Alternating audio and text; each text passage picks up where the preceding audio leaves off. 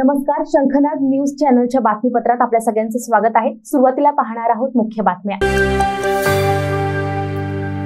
आपण सनातन संस्कृतीत ऋग्वेदाचा उल्लेख करतो।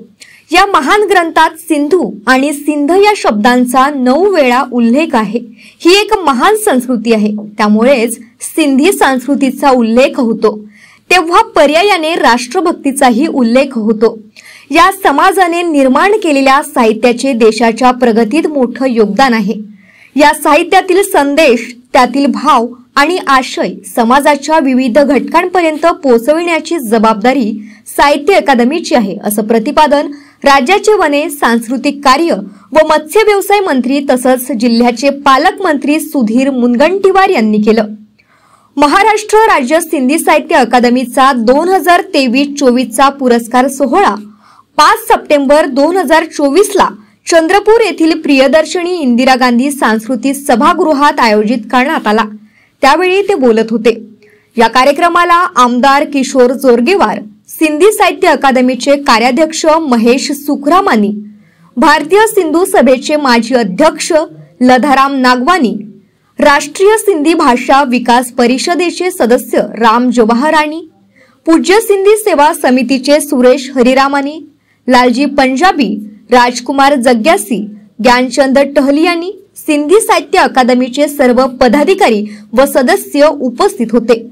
दरम्यान मंत्री मुनगंटीवार म्हणाले, गंगेच्या किनाऱ्यावर ज्ञान प्राप्त करता येतं, यमुनेच्या किनाऱ्यावर प्रेम आणि भक्तीचा संगम बघायला मिळतो आणि सिंधू नदीच्या किनाऱ्यावर मानवतेची संस्कृती बघायला मिळते।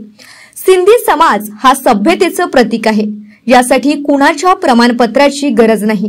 आपण कोणत्याही जातीचे असलो तरीही राष्ट्रगीतामध्ये पंजाब, सिंध, गुजरात, मराठा असे म्हणतोच।